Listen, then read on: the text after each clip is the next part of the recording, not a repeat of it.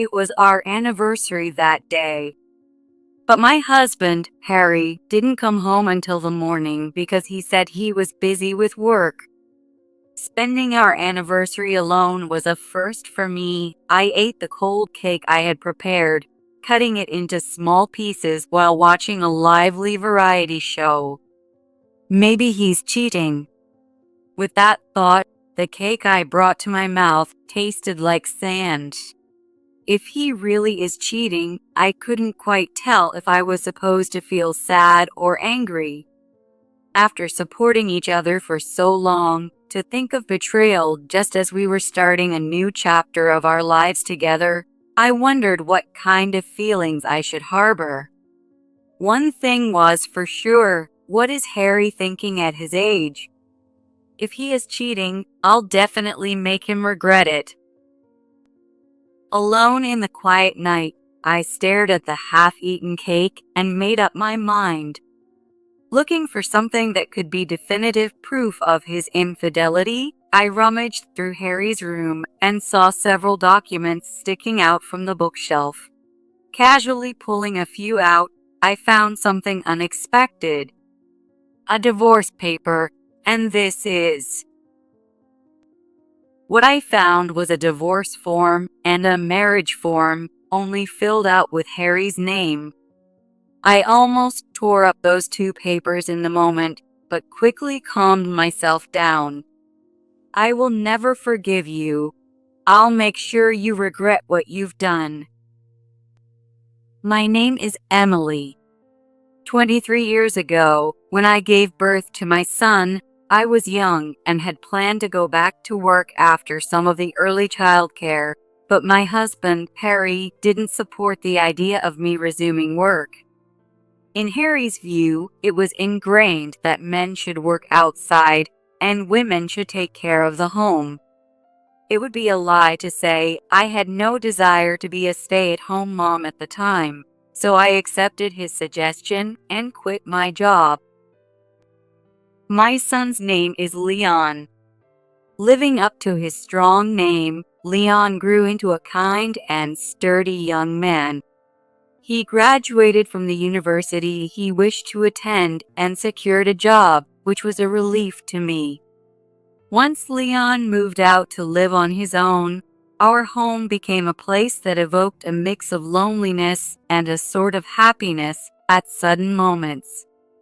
I usually sit on the sofa where Leon used to sit and read a book.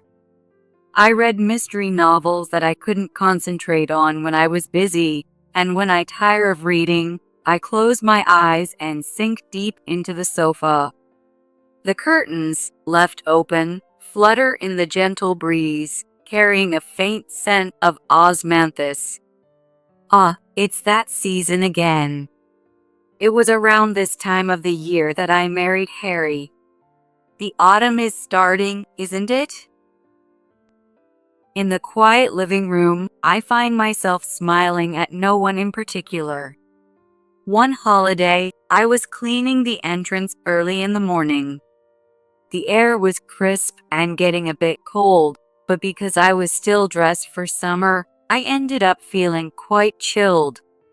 When I returned inside, Harry was about to close the bathroom door in his pajamas, so I asked quickly, "Is bread okay for breakfast?" To which he responded with an ambiguous, "Oh." I placed the sliced bread on the cutting board, topped it with divided ham and cheese, and threw it into the toaster. Just as I put the kettle on the stove top, Harry's phone, left on the dining table, suddenly started vibrating without any warning. Buzz, buzz, buzz. The phone persisted, as if calling out to its owner. I wasn't particularly concerned as I took the toast, now lightly browned, out of the toaster and laid it on the plates at the table. The phone was still ringing. Its screen was turned down, and I didn't feel like looking at it, though I couldn't rule out it being a work call. After a while, the ringing stopped, and at the same time, Harry came back from the bathroom and began washing his hands in the kitchen, which I immediately admonished. Hey, don't wash your hands in the kitchen. Huh? Oh. Harry seemed groggy and barely coherent in the conversation, drying his hands on his pajama shirt before taking his seat. I handed him the morning paper I had retrieved from the mailbox while cleaning the entrance earlier. Harry cracked a smile and said, "Thank you." I've always liked his appreciation for these little things. Then I took my seat and sipped my steaming hot coffee. By the way, your phone was ringing non-stop earlier. Who was it from? Huh? Harry quickly closed the newspaper he was spreading and glanced swiftly at the phone screen he had placed face down on the table.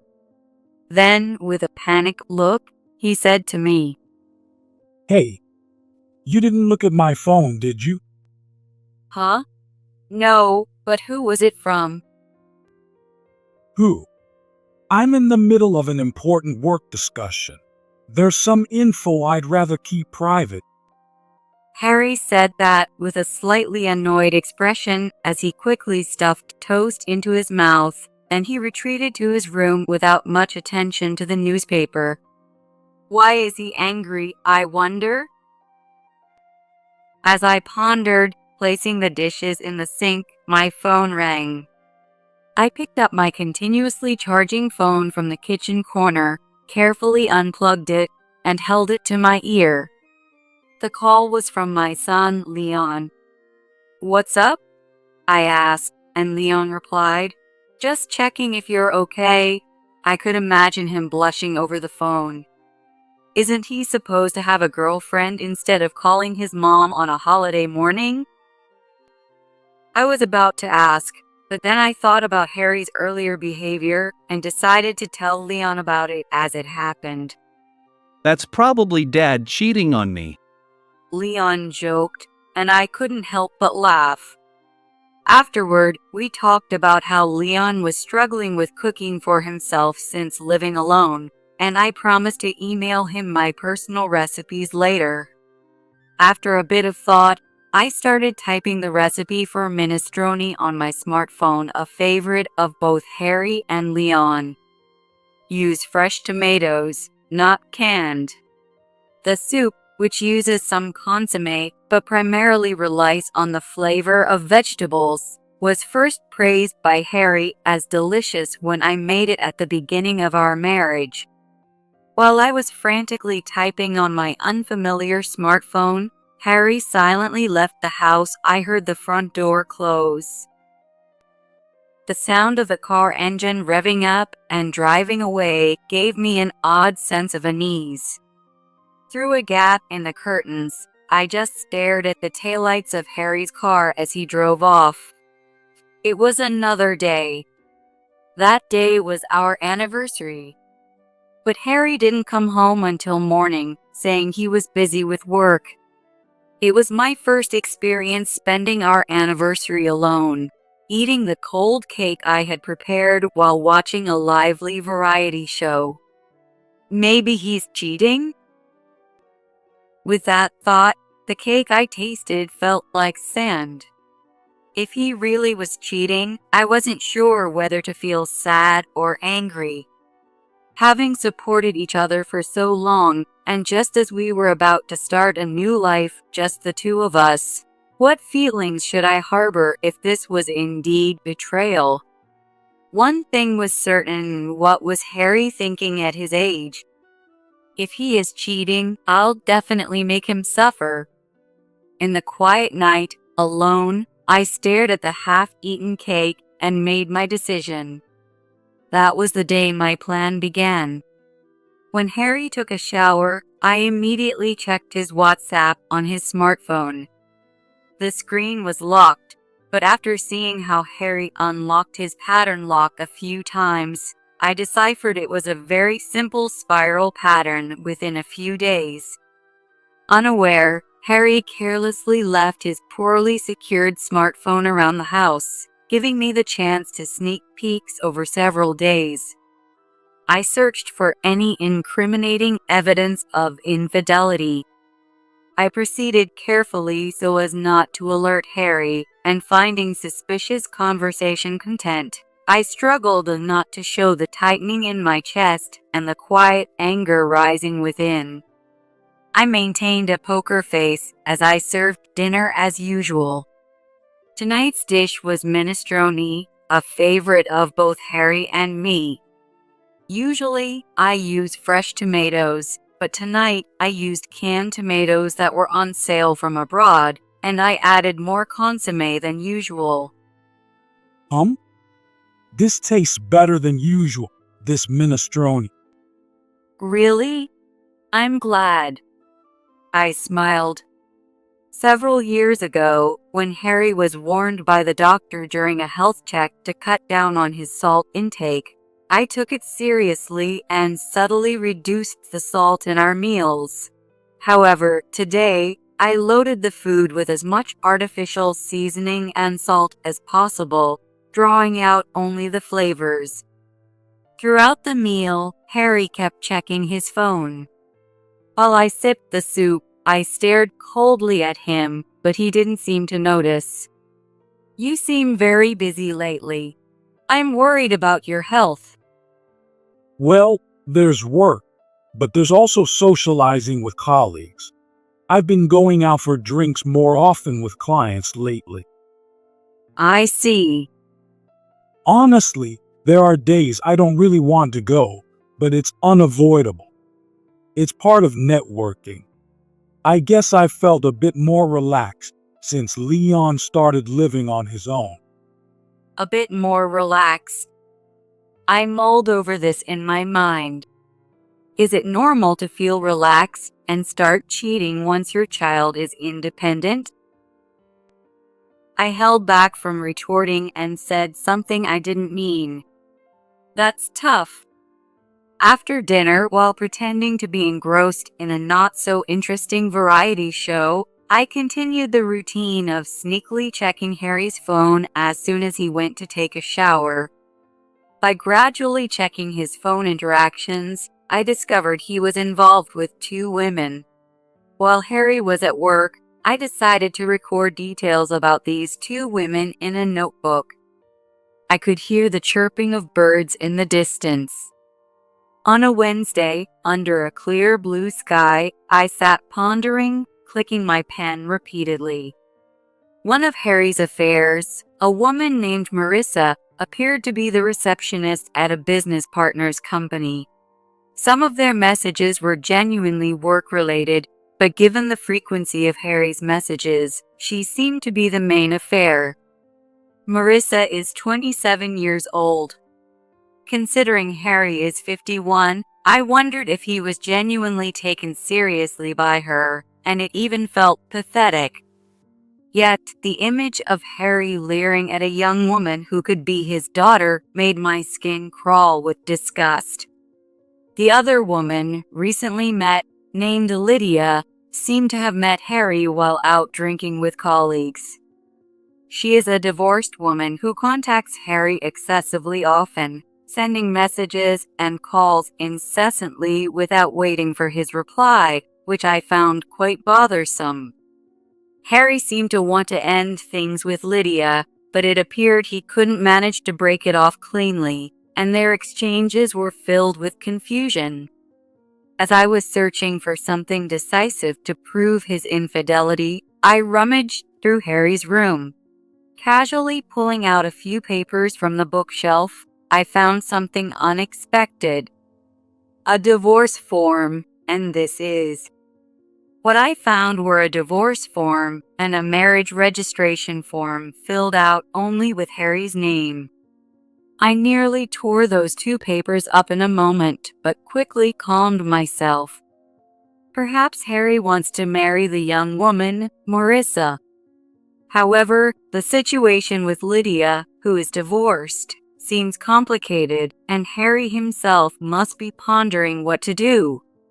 His selfishness, affecting both me and his lovers, absolutely infuriated me. I will never forgive you. I'll make sure you regret what you've done. The next Sunday, I sat in a cafe near the station, sipping black iced coffee, squinting as if to confirm the pounding of my heart. As the automatic door of the cafe opened, a strong scent of perfume spread inside, and a woman in a purple dress with long blonde hair stood before me, greeted slightly, then took her seat. Nice to meet you. I'm Lydia. Thank you for coming. I was a bit surprised, but it's okay. Yes. Lydia glanced at the menu briefly before flagging down a passing waiter to order an iced coffee. She seemed a bit uneasy, wiping her hands on her lap and rubbing them several times. Despite Lydia's flashy appearance, she seemed rather timid and unsettled, I thought. Did you know Harry is married? Yes, that's right. He said things aren't going well with his wife, and maybe. Was I being deceived all along? Lydia, I'm considering divorcing Harry. Oh. I continued gently, careful not to arouse any suspicion in Lydia. My marriage to Harry was nearly at a breaking point, and the divorce could be filed at the office any moment now. I pulled out the divorce form with Harry's name filled in from my bag and laid it in front of Lydia. Lydia's eyes widened as she stared at it, then she fixed her gaze on me. I have no lingering feelings for Harry, but I can't forgive the fact that he cheated. Don't you think so too, as a woman? That makes sense, yes. So, I want proof that you are serious about Harry. After I file this divorce form, I want you to file a marriage registration form with Harry. Lydia looked shocked and was speechless for a moment. See, these are Harry's actual handwriting, aren't they? He must have been serious about marrying you. That's why he prepared this. Lydia covered her mouth with both hands, then exclaimed loudly, "I'm going to be happy," and I forced a smile, though it felt grotesque. Harry really got himself tangled up with a strange woman. Lydia happily hugged the marriage form and said, "I'll have a relative witness the form before I submit it," and then she left.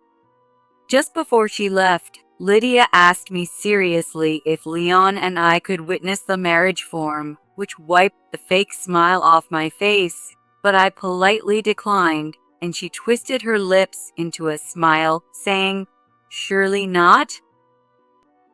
After submitting the divorce form, I called Leon. I told him about Harry's affair, the divorce form submission, and how I had nearly forced Lydia to file a marriage registration form with Harry. Leon's loud laughter came through the phone. Hearing that laughter, any remnants of guilt in my heart seemed to dissolve. Mom, you really do some crazy things. But I think it's good.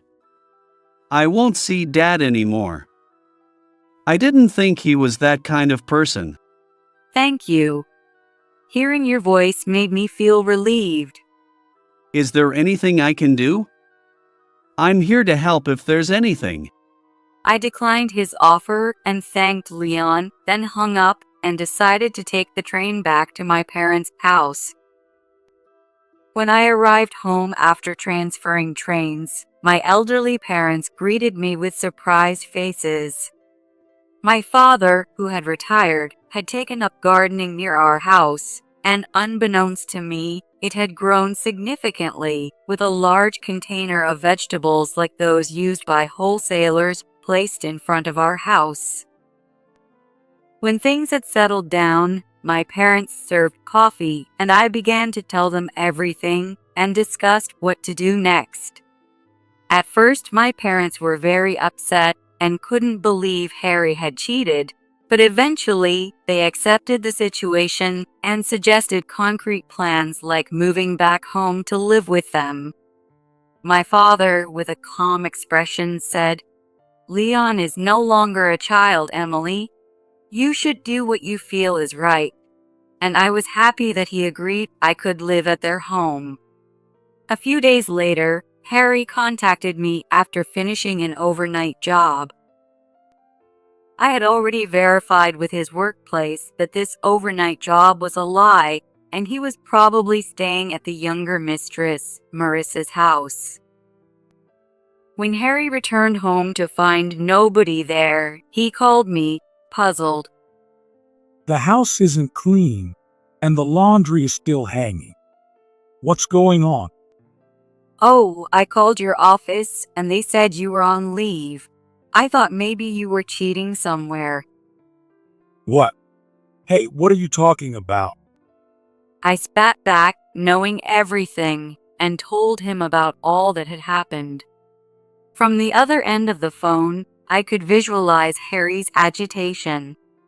My mother, realizing I was on the phone with Harry, stopped cooking and looked worried, so I smiled reassuringly at her, though she grimaced in difficulty. Anyway, why don't you come home? Let's talk. Suddenly talking about divorce. I don't understand. That's true. When unexpected things unfold surprisingly fast, anyone would be confused and flustered, and then feel choked up. If you hadn't betrayed me, I could have lived without ever knowing this feeling. Year after year, as we endured the hot summer and began to feel a hint of coolness, the scent of osmanthus wafting from nowhere reminded me of Harry and my anniversary. We started living together with the beginning of fall, but this year it seems to have become the season of endings. I find myself thinking these romantic thoughts. Anyway, come back home. We'll talk then. It's all right. Not understanding what he meant by, "It's all right," I couldn't help but chuckle wryly. Without hesitation, I started making the next arrangements by contacting Harry's two mistresses. Then, next Sunday, there was Lydia, Harry, Marissa, and me. An unusual scene unfolded with the four of us sitting around a table. I had lured Lydia to our home under the pretext of discussing the division of assets when I divorced Harry. As for Marissa, I had never contacted her before, so I used the number I took from Harry's phone to say directly, "I'm Harry's wife. There's something we need to discuss. Can you come over to our house?" Lydia, sitting next to Marissa, seemed distracted by her presence and greeted her tentatively with, "Nice to meet you." Marissa, understanding why she was there, kept her lips tight and looked down. Being the youngest there, Marissa nervously gripped the thin lace cardigan she was wearing. It was a pleasantly sunny autumn day, not cold, but Marissa rubbed her arms over the cardigan several times. "I'll just get straight to the point, Marissa, Lydia. You two have been having an affair with my husband, right?" Lydia, with her flamboyant makeup, widened her eyes and glanced at Marissa. Harry, looking pale and being as quiet as a mouse, kept his head down and stared at the grain of the table. "So, the thing is, he deceived both of you about divorcing someday to remarry. Both of you simultaneously." Neither Lydia nor Marissa knew that the other was also Harry's mistress until they were gathered here.